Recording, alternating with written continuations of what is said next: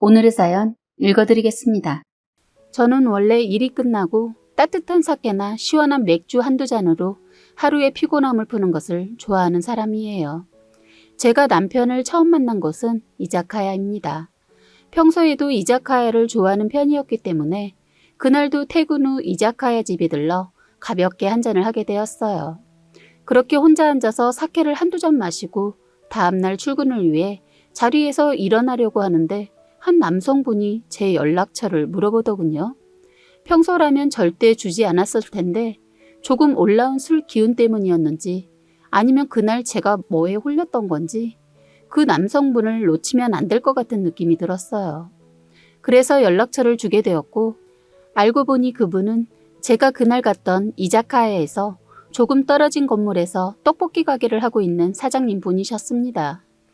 이 가게 앞은 초등학교라서 은근 장사가 잘 되는 것 같더라고요.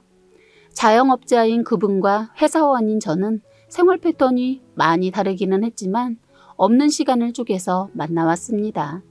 그렇다 보니까 만남을 약간 망설여왔던 것 같아요. 그렇게 한두 달쯤 지나고 서로에게 마음이 있다는 것을 알고는 있었지만 만날까 말까를 고민하던 와중 먼저 말을 꺼내주더군요. 우리가 30년 정도밖에 살지 않았지만 지금 당신을 여기서 놓치면 평생 후회할 것 같은 느낌이 들어. 우리 한번 진지하게 만나보는 건 어떨까? 라고 해주길래 저도 고민하다가 알겠다고 했습니다. 그렇게 저희는 30대 어른의 연애를 시작하게 되었어요. 둘 다 일은 많이 바빴었지만 서로를 존중해주면서 만남을 이어가다 보니 어느새 반년이 지났었어요. 그때쯤이었던 것 같습니다.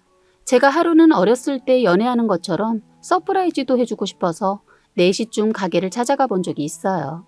그 가게 안에는 초등학교 고학년 정도의 아이로 보이는 남자아이와 여고생들 두 무리가 있더군요.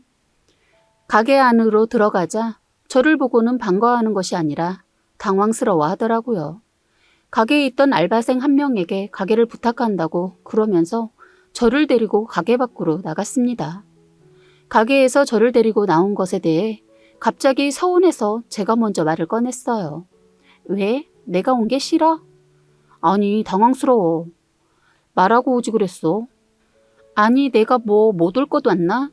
일부러 사람 별로 없는 시간에 온 건데. 미안. 바쁜데 내가 괜히 방해했지? 나 이제 갈게.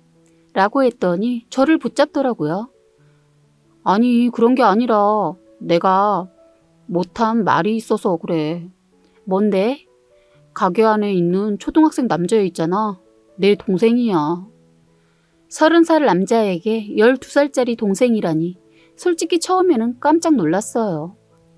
남편이 얘기해 준 건 이런 내용이었습니다.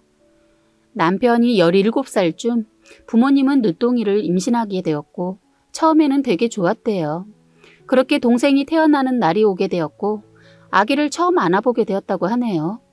집에서 몸조리를 하던 엄마는 몸이 급격하게 좋아지지 않아서 아빠와 함께 밤에 병원에 가던 도중 맞은편에서 오던 트럭과 부딪혀 돌아가셨다고 합니다. 그날 이후 하나뿐인 동생을 책임지기 위해 고등학교에서 나와 사회생활을 일찍 시작하게 되었다고 하더군요. 그 얘기를 듣는데 너무 안쓰럽고 마음이 아팠습니다. 물론 이렇게까지 말하는데 의심할 겨를이 없었죠. 그렇게 저는 남편의 동생인 지훈이를 알게 된 후 많이 챙겨주기 시작했어요. 솔직히 부모님 없이 크다 보면 손가락질 받는 경우가 많잖아요. 그래서 더 신경 쓰게 되더라고요. 지훈이랑도 어느 정도 친해졌을 때쯤 저희는 결혼하게 되었습니다. 지훈이와 남편 저 이렇게 셋이서 사는데 지훈이는 말도 많이 없고 되게 착한 아이라 그런지 같이 지내는 것이 어렵지 않았어요.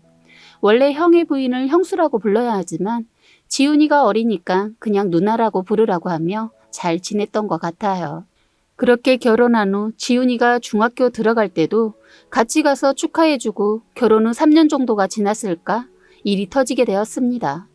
저희 엄마가 그때쯤에 갑자기 쓰러졌었거든요. 그래서 잠깐 친정에 내려가는 김에 일주일 정도 있다가 오기로 했었어요.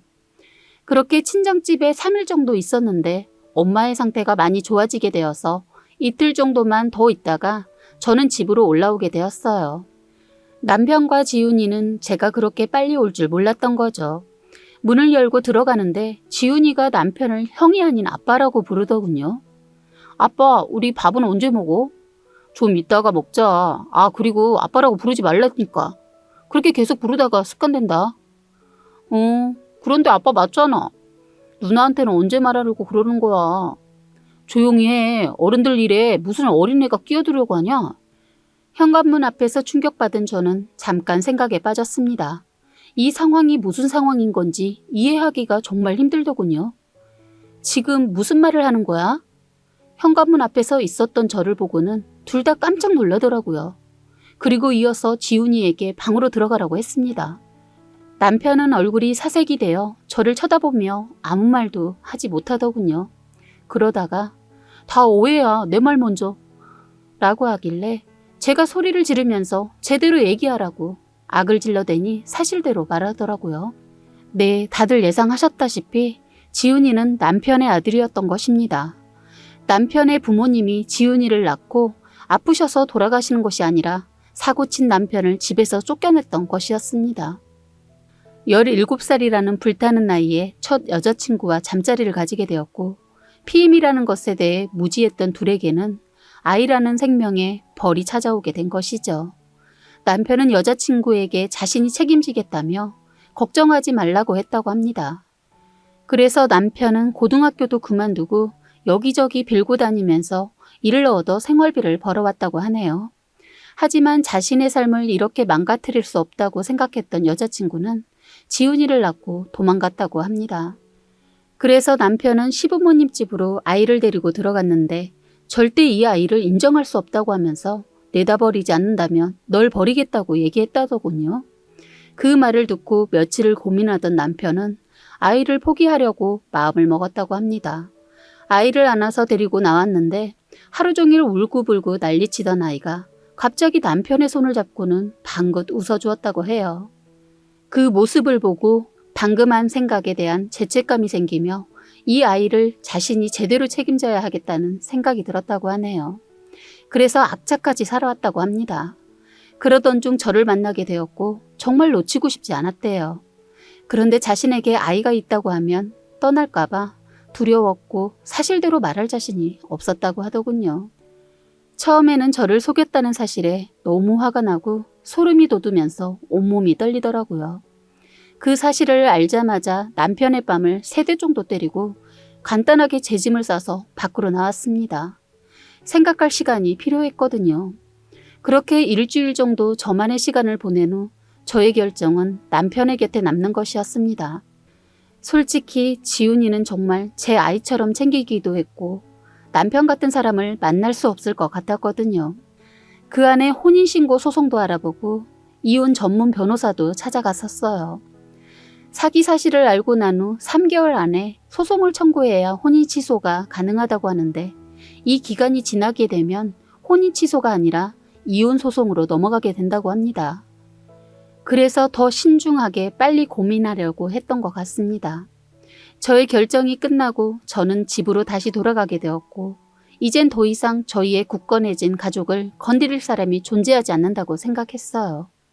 지훈이도 이제는 저를 누나가 아닌 엄마라고 부르기 시작했고 저도 엄마가 되기 위해 노력하면서 저의 가족들은 단단해졌거든요. 그런데 1년 정도가 지났을까? 한밤중 남편의 폰으로 어떤 여자에게서 문자가 오는 것을 발견하게 되었습니다. 남편은 잠기가 어둡고 저는 많이 밝은 편이라 자그마한 소리에도 잘 깨는 편인데 그날 남편의 폰이 무음이 아니었어요. 잠에서 깬 저는 남편의 폰을 무음으로 바꾸려다가 문자 내용을 보게 되었습니다. 우리 한번 보자. 이렇게 피한다고 되는 게 아니잖아. 너도 날 사랑했잖아. 너 그 여자 사랑하지 않는 거 알아. 우리 다시 시작해보자. 저는 이 문자를 보자마자 피가 거꾸로 솟고 이 사람이 이젠 바람까지 피는 건가 싶어 남편을 그 즉시 깨웠습니다. 그런데 남편이 일어나서 오해할 만한 상황을 만들어서 미안하다고 무릎 꿇고 빌더군요. 문자 속 여자는 바로 지훈이를 버리고 간 생모였습니다. 자신이 어디서 사는지 뭐라고 사는 건지 어떻게 한 건지는 모르겠는데 한 달 전부터 이 여자에게서 문자가 온다고 하더라고요. 그런데 문자 내용들이 모두 다시 잘 해보자는 얘기였으며 지은이 엄마는 나니까 곁에 있는 그 여자는 버리라는 내용이라고 하더군요. 제가 알기 전에 정리하려고 했지만 차단을 해도 다른 번호로 계속 문자를 보내서 어쩔 수 없었다고 해요. 남편은 진짜 자기를 한 번만 믿어달라며 정리하겠다고 하더군요. 그래서 제가 지금 이 여자한테 다음날 우리 집으로 오라고 문자하라고 시켰습니다. 그날 밤 화가 나서 잠이 안 들어서 거의 뜬 눈으로 밤을 지샌 것 같아요. 그 다음날이 되었고 저는 지훈이를 친구 집에서 놀고 오라고 보낸 후 남편과 함께 그 여자를 기다렸습니다. 저는 남편에게 최대한 저희가 얘기할 때 끼어들지 말라고 얘기했어요. 무슨 낯짝인지 약속 시간에 맞추어 저희 집에 왔더라고요. 남편은 우선 집에 들어오라고 했고 집 안에 들어온 이 여자는 저를 보고는 깜짝 놀라더군요. 어머, 저 여자 뭐야? 우리 둘만 얘기하는 거 아니었어? 그래서 제가 일단 앉으기나 해 라고 했더니 순순히 앉더라고요. 너 지금 여기 무슨 낯짝으로 찾아온 거니? 애 버리고 갔으면 잘 살기라도 했어야지. 혼자 애 키우는 사람한테 왜 다시 연락하고 난리야? 어머, 얘 뭐래? 수찬아, 그냥 우리 둘이 나가서 얘기하자 라고 하면서 저희 남편 팔을 붙잡더군요. 남편이 그 여자의 손을 힘껏 쳐냈더니 옆으로 밀려 떨어지더라고요. 내가 왜 너랑 나가서 얘기를 해야 하는데 지금 내 곁에 있는 사람은 이 사람이고 이 사람이 말하는 게 곧 나니까 입 닥치고 듣기나 해. 남편이 그렇게 세게 나올 줄 몰랐는지 당황하면서 다시 자리에 앉더군요. 너 지훈이가 중학교 다닐 나이가 될 때까지 한 번도 연락한 적 없으면서 갑자기 연락하는 건 무슨 심보니? 지금이라도 엄마 노를 하고 싶은 거니? 그럼 더 이상 말하지 말고 꺼져. 어린 나이에 겁날 수 있었다는 거 이해해. 그랬으면 잘 살고 있는 사람한테 연락하는 건 아니라고 생각하는데 넌 안 그래? 그리고 이 사람 프로필 사진에 우리 셋이 찍은 사진 못 봤어? 그거 보니까 갑자기 가족이 생겼으면 좋겠었어? 지가 이길 수 없는 싸움이라고 생각이 들었는지 씩씩거리면서 한마디도 못하더군요. 그러면서 가방을 챙기더니 저희 집에 퇴 침을 뱉으면서 아이씨 돈이라도 좀 뺏으려고 했더니 더러워서 안 받아. 됐어. 라고 하며 나가려고 하는 겁니다. 그래서 그 여자 신발 신는 동안 저는 준비해둔 소금 바구니를 들어 부어주었어요. 그랬더니 입에 걸레를 물었는지 쌍욕을 하더군요. 욕하는 게 너무 듣기 싫어서 입 좀 빨아쓰라고 한마디 날려줬더니 욕하면서 제 머리채를 잡으려고 하는 겁니다. 그랬더니 옆에 서 있던 남편이 이 여자 뺨을 갈기면서 네가 뭔데 우리 와이프 머리채를 잡으려 하는 거냐며 소리를 지르더군요. 상상도 하지 못했던 남편의 모습에 겁이 났는지 두고 보자고 하면서 신발도 제대로 못 신고 도망가는 꼴이 참 웃겼습니다. 그 뒤로 그 여자 연락 한 번 없고 저희 가족 잘 살고 있습니다. 지훈이에게 사춘기가 오는 나이가 되기는 했지만 저 힘들까봐 그런지 짜증 한 번 내는 걸 못 본 것 같아요. 조금은 더 편하게 저에게 기대고 짜증도 한 번씩 낼 수 있을 정도로 편한 엄마가 되는 게 제 목표입니다. 저는 남편을 만나 살면서 어처구니 없고 황당한 사연을 말해보려고 해요. 거기에다 어이없게도 꼴 같지도 않은 아들을 감싸돌았던 시어머니까지 자식의 잘못을 바로잡아줄 생각은 안 하고 어이없게도 눈 감아주는 시어머니까지 얘기해 보려고 합니다. 우선 제가 남편을 만나게 된 얘기를 먼저 하자면 저는 고등학교를 졸업해서 자그마한 회사의 격리로 취직을 해서 3년을 성실하게 다니고 있었습니다. 그때 남편을 만나게 되었어요. 남편은 사장님의 친조카였는데 군대 제대하고도 일하지 않고 놀고만 있어서 저희 시어머니가 저희 사장님인 동생한테 부탁을 해서 아르바이트라도 좋으니 취직을 시켜달라고 해서 저희 회사에 들어오게 되었습니다. 저보다 한 살 많은 남편은 학창시절 좀 놀았던 사람이라고 하더군요. 조카라는 사람이 회사에 들어왔을 때 처음에는 조용했는데 3개월이 지나고 나서 직원들이 수군대기 시작했어요. 처음에는 아르바이트로 고용을 했는데 사장님께서 조카를 마음 잡고 성실하게 일다니라고 아예 직원으로 채용을 했기 때문입니다. 거기에다 능력도 없는 사람을 직분 또한 조금은 높은 주임을 달아주는 바람에 직원들의 불만이 다소 많았습니다. 그런데 남편은 주임이라는 직분도 있는데 회사에 출근해서 하는 일 없이 빈둥거리다 퇴근하는 날이 많았어요. 남편 때문에 업무에 지장이 생기자 사장님은 남편을 불러 그런 식으로 회사 다닐 거면 그만두라고 강하게 말하더군요. 계속 지켜보다 직원들의 눈도 있고 말이 많아져서 결국엔 사장님도 화가 많이 나셔서 이 사람을 사장실로 부르셨어요. 저는 그때 잠깐 다른 업무를 보고 들어왔는데 사장실에서 굉장히 큰 소리가 나더군요. 지금까지 사장님이 그렇게 소리를 질러 화내시는 소리를 들어보지 못했습니다. 밖에서 조마조마하게 아내 상황이 끝나기를 바라며 무작정 기다리고 있었습니다. 그런데 가만히 들어보니 거래처 분이 아니고 주임인 남편이었어요. 언젠가는 크게 혼나거나 잘리겠구나 생각하고 있었는데 사장님께서는 누나 생각해서 그런지 또 한 번의 기회를 주시더군요. 그런데 기회를 또 한 번 준다고 잘해보라고 말을 하는데 남편의 대답은 시큰둥했습니다. 저는 상황상 커피를 가져다 드리기 뭐해서 그냥 앉아 있었는데 그때 남편이 사장실에서 나오더군요. 저는 몇 번 남편을 봐왔었지만 남편은 저를 그때 처음 봤어요. 가까이에서 보니 잘생긴 얼굴에 몸도 운동하는 사람처럼 좋아 보였어요. 딱 봐도 여자들한테 인기 많은 사람으로 보였어요.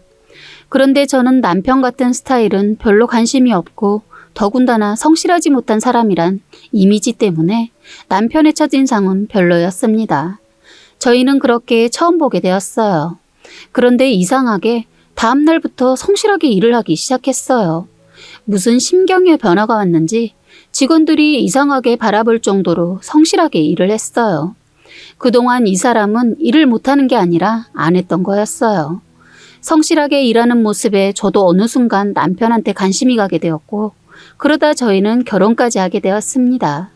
연애를 시작하고 얼마 안 됐을 때 나중에 남편한테 물어본 적이 있었는데 남편 말이 처음으로 저를 본 날 사장님한테 혼나고 나오면서 저를 본 순간 너무 쪽팔렸다고 하더군요. 그래서 결심을 하게 되었다고 하네요. 저에게 관심을 받기 위해서는 열심히 일하는 것밖에 없다고 판단하고 그날부터 정말 성실하게 일했다고 했어요. 그런 모습에 저도 어느새 남편한테 마음을 뺏기는 바람에 사랑을 하게 된 거고요. 저희는 사내 비밀 연애를 하다 아이가 생기면서 결혼했어요. 저는 아이를 가졌어도 일을 그만두지 않고 계속 남편과 함께 일을 다녔습니다. 저희는 아이 낳고도 정말 행복하고 사랑했어요. 그런데 아이를 봐주시던 시어머니께서 아이를 돌보다 욕실에서 넘어지시는 바람에 제가 할 수 없이 일을 그만두고 시어머니 병간호와 아이를 봐야 했습니다. 제가 퇴사를 하고도 사장님의 전화는 끊이지 않으셨어요. 워낙 오랫동안 다녔던 회사이다 보니 업무에 관한 걸 제가 거의 다 파악하고 있다 보니 신입으로 들어온 직원에게 만족을 못하시고 저에게 직접 전화를 해서 물어보시곤 했어요. 사실 회사를 그만뒀지만 그만둔 게 아니었습니다. 짬짬이 회사에 가서 신입에게 업무를 가르쳐주곤 했기 때문입니다. 그런데 다 가르쳤다 싶으면 신입이 퇴사를 해버리는 겁니다. 그것을 1년 넘게 해왔던 것 같아요. 그래서 나중에는 사장님께서 저의 월급을 올려주시면서 다시 출근하길 원하셨어요. 어머님은 그때 사고로 아이를 봐줄 상황이 아니었기 때문에 고민을 많이 하다 결심을 하고 아이를 맡기는 방향으로 하고 다시 출근을 했습니다. 그런데 한 달쯤 출근을 했을 때쯤 회사에서 이상한 소문이 들리는 겁니다. 그 소문은 다름 아닌 격리로 들어온 여직원들이 하나같이 남편이랑 썸을 타다가 나중에는 갈 때까지 가게 되면서 사장한테 들키면 그만두게 되었다는 거예요. 그중에는 아이까지 임신했다가 수술도 시켰다고 하더군요. 더 기가 막힌 것은 시어머니도 다 알고 있었다는 겁니다. 더 웃긴 것은 회사의 시어머니가 몇 번 찾아와 여직원에게 대해 물어봤다는 거예요. 잘 사는 집안인지 부모는 뭐 하는지 이런 걸 물어봤다는 겁니다. 그 의도가 뭔지 나중에 알고 기가 막혔어요. 더군다나 시어머니나 남편이 그동안 저를 속이고 아무렇지 않게 저를 대한 것이 용서가 되지 않았습니다. 남편 놈 더 용서가 안 되는 것은 저한테 자상한 척은 다 하고 저희 친정에도 둘도 없는 사이 노릇 했거든요. 저는 저희 친정에 잘하는 남편한테 고마워서 저도 시어머니한테 싫은 소리 들어도 다 참아 견디면서 잘하려고 노력했는데 이놈은 잘하는 이유가 있었던 겁니다. 다 꿍꿍이가 있었더라고요. 사건이 터지기 전 저희 아버지한테 전화가 와서 이놈이 그동안 저나 친정에 잘했던 이유를 알게 되었네요. 아버지는 저한테 말하지 않고 친정에 잘하고 저한테 잘하는 남편이 이뻤던 나머지 남편놈한테 큰 선물을 주려고 했더라고요. 친정아버지께서는 남편이 성실하게 잘 살고 있다고 하면서 가지고 계신 재산 중에 조금 떼어서 주시려고 했던 거예요. 그제야 모든 게 이해되더군요. 남편이 그걸 바라고 친정에도 잘하고 저한테도 잘하고 있었다는 걸 말입니다. 그러면서 할 짓은 다 하고 살고 있었다고 생각하니 죽여버리고 싶었어요. 선한 저희 친정 부모님을 속인 것에 더 화가 났습니다. 제가 이 모든 사실을 알기 전에 아버지가 재산을 줄 수도 있었는데 때마침 아버지 일 때문에 잠깐 한 달을 미루면서 못 줄 것 같다고 전화가 온 거였어요. 혹시라도 김서방 서운할까봐 전화했다고 하더군요. 저 알게 해주면 안 받을 것 같다고 모르게 주려고 했다는 겁니다. 하늘이 도운 게 아닌가 싶더군요. 저희 부모님 정말 어렵게 사셨거든요. 부모님은 저 자랄 때 해줄 거 못 해주고 키웠다고 하면서 이제 좀 사시니까 재산을 조금 주시려고 했던 거예요. 그걸 저 모르게 당연하게 받아 처먹으려고 했다는 겁니다. 그런데 사지를 찢어놓고 싶은 건 또 있었습니다. 회사 근처에 그 전에 잘린 여자가 아직 살고 있었는데 이놈이 야근한다고 거짓말을 하고 거의 거기에서 생활하면서 그 여자도 모르게 또 다른 여자랑 바람을 피우면서 거기서 지내고 있었던 거예요.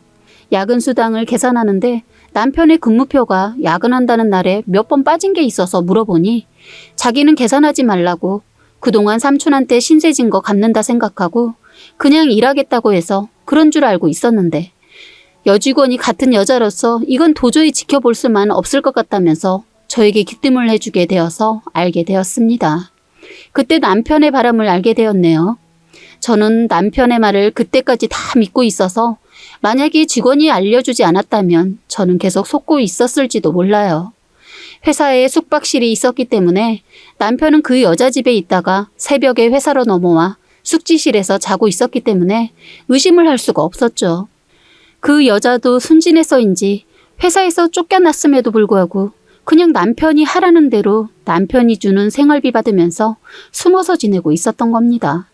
순진한 초년생 꼬셔서 그렇게 지낸 것이었죠. 남편만 바라보고 있던 그 여자애는 결혼까지 생각하고 있더군요. 남편 이놈이 그 애에게 저랑 곧 이혼할 거라고 거짓말까지 해서 잡고 있었어요. 그 여자의 집을 가서 보니 가관이 아니었습니다. 완전 살림하는 집이었어요. 남편 속옷이며 옷이 건조대에 널려 있는 걸 보니 너무 화가 나서 그 집을 다 뒤집어 엎어놓고 물어봤어요. 도대체 왜 유부남인 걸 알면서 접근했냐고 물어봤습니다. 이 둘의 관계가 시작된 것은 회식을 하고 회사 근처에 살고 있는 그 여자애를 남편이 데려다 주겠다고 해놓고 술을 더 권해서 먹다가 여자애가 술에 떨어지자 데려다 준다면서 나쁜 짓을 했다는 겁니다. 서로 사랑해서 시작된 관계가 아니다는 것이죠. 그래서 회사의 남편 별명이 신입 잡아먹는 나쁜 새끼로 유명하더군요. 사실 더 심한 말인데 그나마 융화시켜 쓴 말입니다. 그렇게 해서 저는 남편놈 새끼한테 더 이상 바랄 것도 없고 해서 깨끗하게 헤어지려고 했는데 또 어처구니 없는 일에 이대로 끝낼 수가 없어서 다 뒤집어 엎어놓고 나왔습니다. 이놈이 저희 친정에 가서 주시려던 재산 빨리 달라고 했다는 겁니다. 아버지가 모르시는 줄 알고 저희 친정을 찾아간 것이죠. 아버지한테는 제가 남편놈에 대해 더 알아보고 이미 다 말씀드렸는데 남편놈 그걸 모르고 저희 친정집에 간 거예요. 제 발로 저 손길을 택한 거죠. 아버지 남편놈 하는 말 다 듣고 나서 마당으로 부르시더니 창고에서 나스를 들고 나와 멱살을 잡고 말했다고 해요. 2번 다시 은정이 앞에 나타나면 이 낫으로 목을 베어버린다고. 남편놈 아버지의 그런 모습을 한 번도 못 보아서 그런지 겁에 질려 도망갔다고 하더군요. 아버지 전화 받고 남편놈 기다리고 있었는데 집에 들어오지 않더군요. 저는 간단한 짐을 챙겨 친정으로 가 있었고 집도 제 명의라 그냥 손해 조금 보고 다 처분해버렸어요. 일주일쯤 되니 시어머니 남편놈 저희 친정집으로 찾아와서 잘못했다고 빌더군요. 저희 아버지 인자하시고 엄청 착해 보이는 인상이지만 한번 화나시면 끝장 보시고 뒤도 돌아보지 않는 분이신데 이 사람들이 저희 아버지를 만만하게 보고 겁도 없이 저희 집을 찾아왔더군요. 아버지는 대문을 열어주지 않고 마당에 있는 호스를 들어 시어머니와 남편한테 물을 뿌리셨어요. 그러시면서 썩은 냄새 진동하니까 당장 꺼지라고 고함을 지르셨어요. 아버지는 남편놈 내연녀까지 다 찾아내셔서 법적 조치 취하고 사장님 찾아가 남편놈에 관한 거 다 밝히고 회사에서 내쫓을 것을 다짐받았어요. 사장님도 사원들 때문에 더 이상 남편을 눈 감아줄 수 없어서 자르는 걸로 했습니다. 시어머니 노발대발 했지만 자기 동생이어도 더 이상 안 되는지 포기하시더군요. 그래서 저는 이혼은 아버지의 힘으로 깔끔하게 정리하고 친정에서 살고 있어요. 나중에 소식 들었는데 전 남편이란 이놈은 몸의 세포가 다 바람세포였나 봅니다. 한 여자 만나면서 여러 여자를 한 번에 걸치고 만나다 결국 들켜서 지금은 꼴이 우습게 되어 있다고 들었네요. 어떻게 보면 하루빨리 이놈의 바람을 알게 되어 끝내버린 게 얼마나 다행이 아닌가 싶습니다. 시어머니 아들 바람 눈 감아주다 결국엔 아들 빚 때문에 여기저기 일 다닌다고 들었네요. 사고뭉치 아들 뒷바라지 죽을 때까지 하지 않을까 싶네요. 사연은 여기까지였고요. 구독과 좋아요, 알림 설정 부탁드리겠습니다.